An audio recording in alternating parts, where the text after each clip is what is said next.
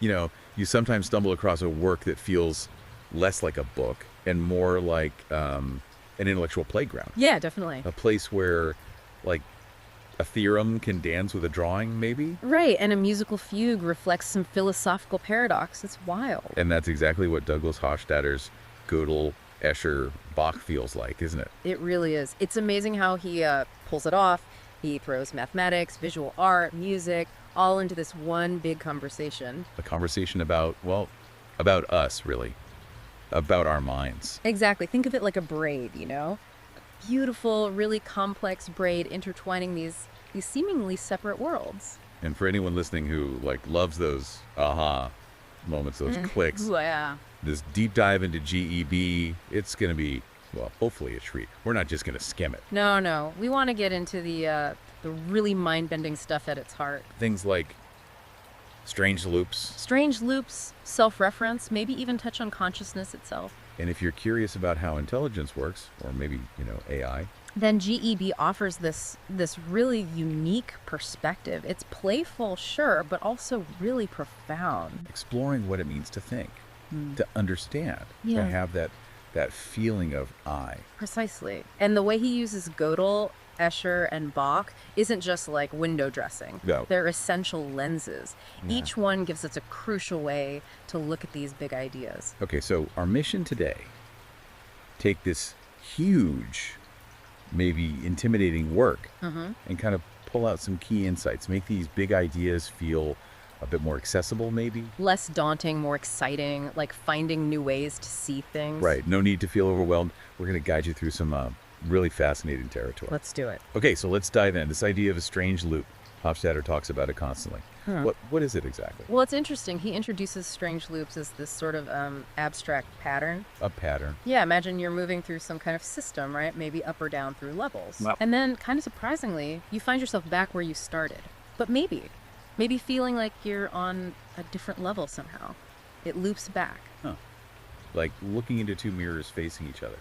That infinite reflection thing. That's a great visual for it. And he actually suggests this loop structure might be like key to understanding our own sense of self. Our I. That feeling of being, me. Exactly that. That feeling which is so real, so tangible to us, but also so slippery, so hard to pin down. And Hofstadter himself was really drawn to this, wasn't he? He mentions his own fascination. Yeah, he talks about teaching a course on Gödel's theorem and just having this intuition.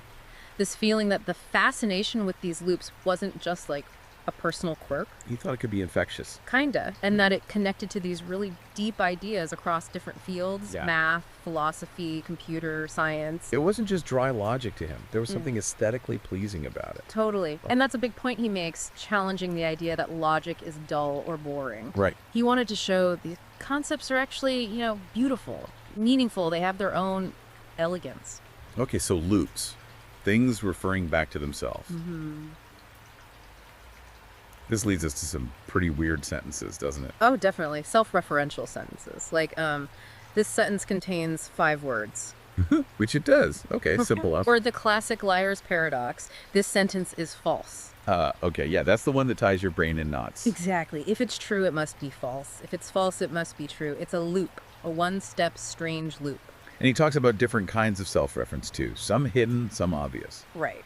Something like, this sentence seems simple, but it relies on us understanding the context, the language itself. It's implicit. Okay. Other kinds make the self-reference much more explicit, more built in. And this liar paradox, this single-step loop, that was actually important for Kurt Gödel's work. Hugely important. A big inspiration.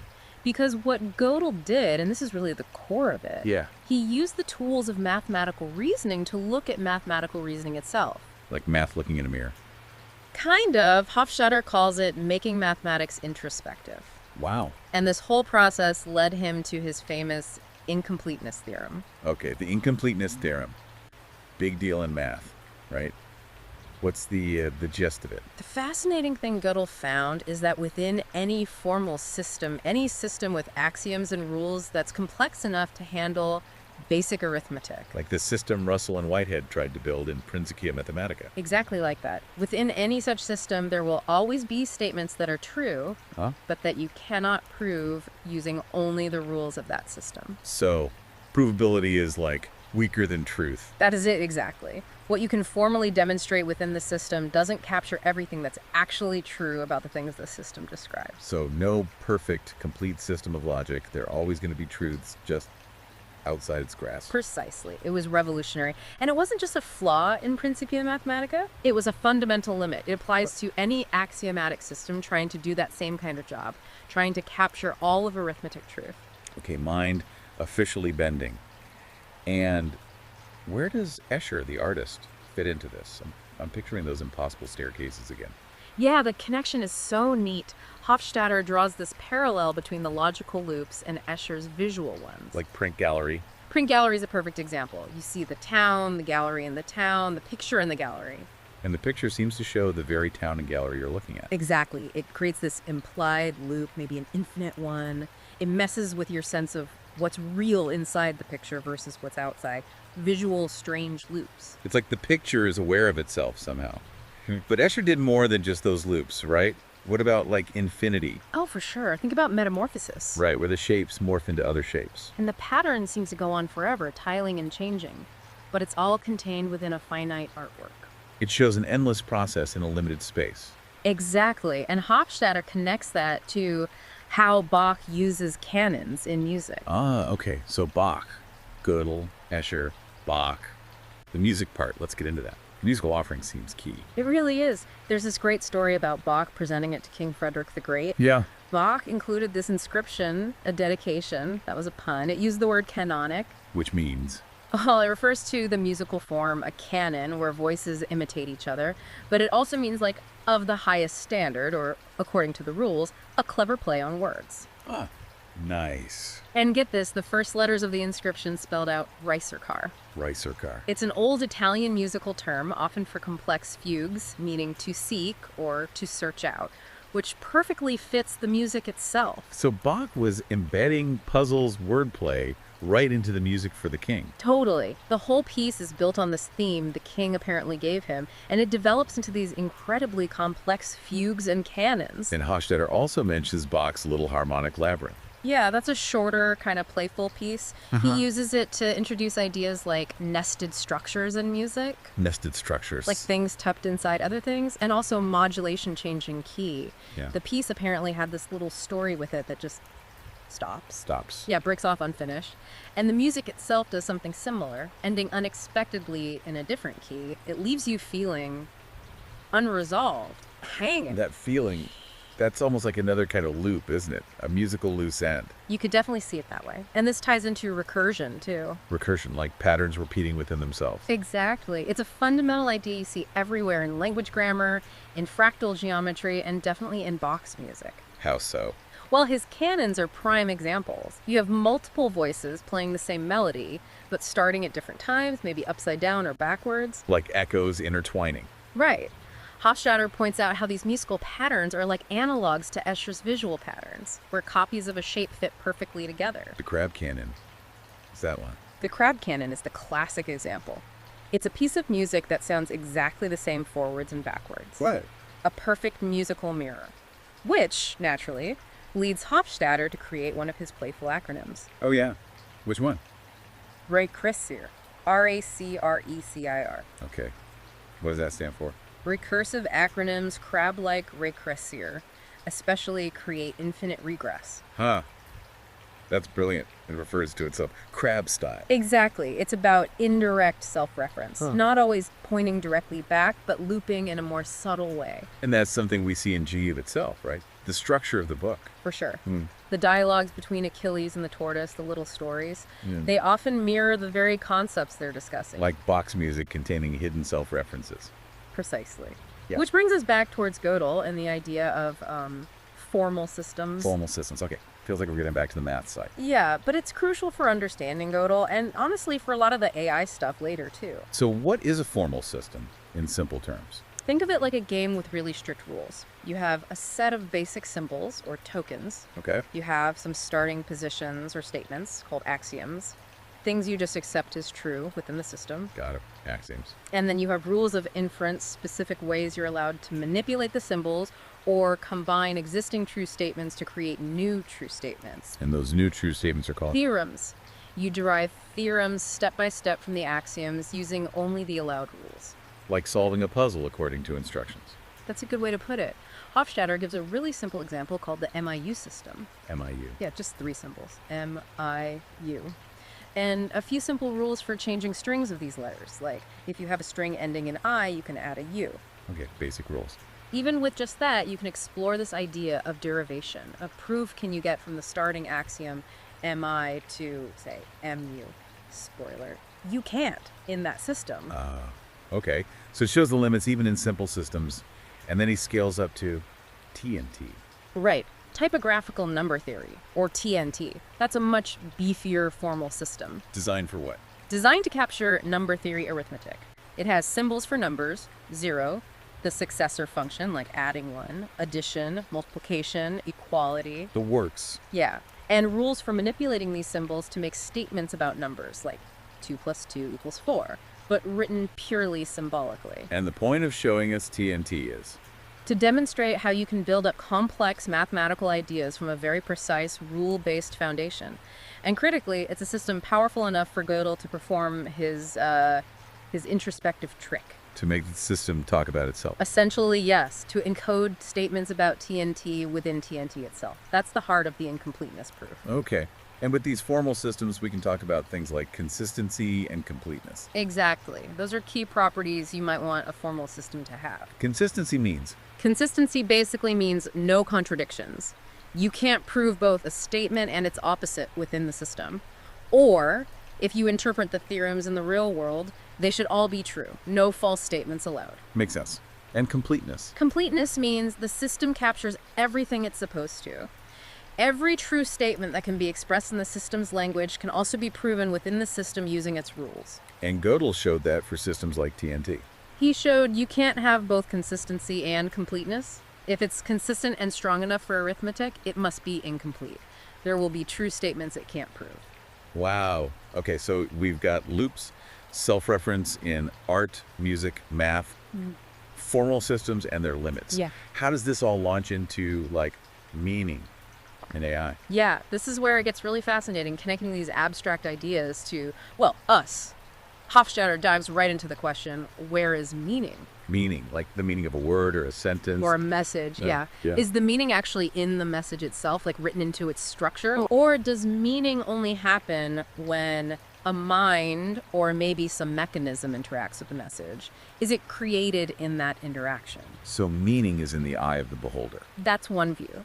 If it is, then maybe there's no such thing as truly universal meaning. But Hofstadter pushes back a bit.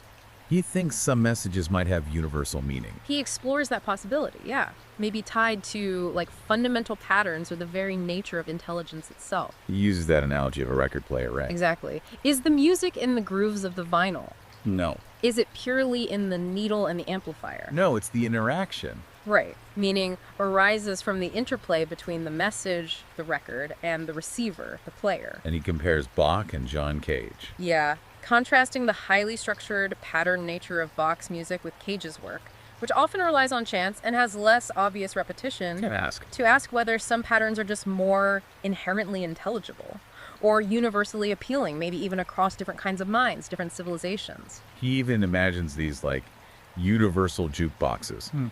Yeah.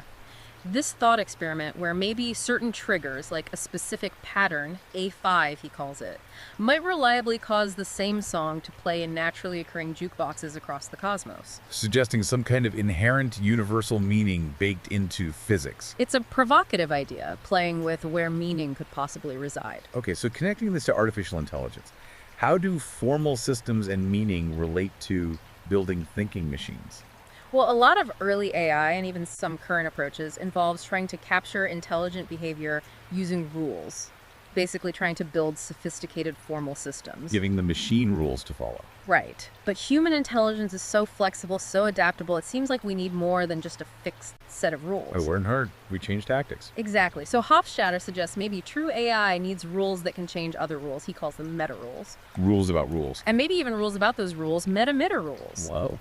And potentially even strange loops where rules modify themselves.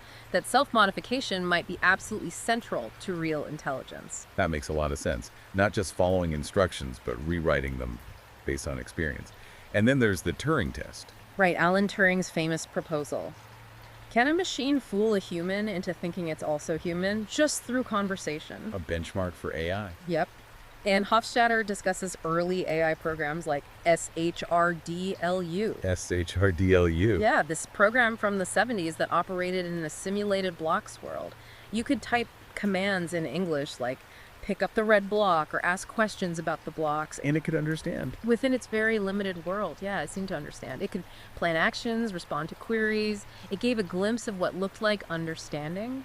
But still, a huge gap between that and, like, talking to a person. Hofstadter talks about level confusion with computers. Yes, that's a really important point. He tells this funny story about friends interacting with a computer. And they start talking about the operating system, almost like it's a conscious entity getting annoyed or having intentions. Attributing human qualities to a software level. Exactly. It highlights how easy it is to mix up the different layers of description in a complex system like a computer. There's the hardware, the machine code, the operating system, the application program. Lots of levels. Right. And we need to be careful about what kind of understanding or intelligence exists at each level. Human language is so flexible, full of ambiguity. Compared to programming languages, which are super rigid. Totally. That gap is enormous. So this leads him to think about the brain itself as a kind of formal system. Sort of, yeah. But a very, very peculiar and complex one. How so? He suggests we can view the brain this way. The low-level stuff, the individual neurons firing, the neurochemistry, that might not directly correspond to our thoughts in a simple way. Like the machine code doesn't directly look like the word processor interface. Good analogy. But from those low-level processes, higher-level patterns emerge, stable patterns of neural activity. And those are our thoughts, our symbols. That's the idea. These higher-level patterns are what we experience as symbols, concepts, ideas. They get triggered, they interact. So the AI dream is kind of like trying to copy those higher symbolic levels onto silicon. Pretty much. Implementing the mind's symbolic level on a different substrate. But the huge question Hofstadter raises is, how deep do you need to go? Do you need to simulate the neurons? Or just the symbolic patterns? Exactly. How much of the underlying what-where implementation matters for getting genuine understanding? We don't really know. Which brings us, finally, to the big one, consciousness. How does GEB tackle that? Well, he starts with the basics, right? Neurons, synapses, axons, the brain's hardware. The building blocks. And then he builds on that idea of symbols being these active, dynamic patterns of neurons firing, triggered in different ways, maybe having slightly different components each time. So when I think dog, it's not always the exact same few neurons. Probably not. He questions if there's an invariant core, a fixed set of neurons that must fire for you to think dog. It seems more likely to be a more flexible, distributed pattern. Okay. And again, levels of description are key here. Absolutely. We have the neural level, the symbolic level, the level of conscious experience, multiple layers. And he talks about levels being sealed off. Yeah, this idea that in really complex systems, different levels can operate with some independence. Like chemists can do chemistry without needing to understand the quarks inside the protons and neutrons. Biology works without fully detailing the quantum mechanics. One level functions without needing total knowledge of the level below. So maybe our conscious thoughts can happen without us needing intricate knowledge of every single synapse firing. That's the suggestion. It allows for progress and understanding at higher levels, even when the lower levels are still mysterious. This sounds like it bumps up against that whole holism versus reductionism debate. It definitely touches on it. Is the whole just the sum of its parts, reductionism, or does something genuinely new emerge from the interactions? Holism. He uses ant colonies as an example, right? Yeah, the ant colony is a great analogy. You have lots of individual ants, each following fairly simple rules. But the colony as a whole can exhibit incredibly complex, seemingly intelligent behavior, building nests, finding food efficiently, defending territory. Where is the thought in that system? Is it in any single ant? Or is it an emergent property of the whole colony? Good question. And he also brings in ideas like intentionality, how our thoughts represent things flexibly, not just fixed references and subjunctive thought. Subjunctive, like what if? Exactly. Our ability to imagine counterfactual as what if scenarios if I hadn't missed the bus. That kind of thinking is crucial to our mental lives, maybe even revealing unconscious processes. Okay, so bringing it all together. How does Gödel's theorem, that math proof about incompleteness, Yeah. How does that loop back to consciousness? It seems like such a leap. It does, but Hofstadter suggests it's more than just an analogy. He thinks Gödel's proof hints that there might be crucial high-level truths about the mind-brain that you simply can't see or explain just by looking at the low-level parts, the neurons alone. There are emergent phenomena. Emergent phenomena like ideas. Consciousness itself. Exactly. These things arise from the incredibly complex interactions between the levels in our brains. And this is where the strange loop becomes the central explanation for consciousness. That's his big hypothesis, yeah. He proposes that consciousness is a strange loop. It emerges from this self-reinforcing resonance, this feedback loop. A loop between what? Between the different levels. The high-level symbolic self influences the lower-level processing, and the results of that processing feed back up to shape the high level, a continuous self-referential loop. Like the system constantly watching itself, affecting itself. Kind of. Yeah. He draws a parallel to something called a Hankins sentence in logic. It's a sentence that asserts its own provability, and in doing so, becomes provable. Whoa. So the idea is that the self, our sense of I, flickers into existence at the moment the system becomes capable of reflecting upon itself. The self is a self-reflecting loop. That's a powerful idea. It really is. And he uses that thought experiment with the robot in the T-maze to probe this. The robot choosing turns based on digits of square root of 2. Right. It makes unpredictable choices. It has internal symbols representing the digits. But does it know why it's turning? Does it feel like it's making a choice? Probably not. So just having internal states or symbols might not be enough for genuine consciousness or choice. There needs to be that self-aware looping quality, perhaps. Okay, wow. We've covered a lot of ground. Math, art, music, AI, consciousness, all tangled up in these loops. It's an incredible synthesis.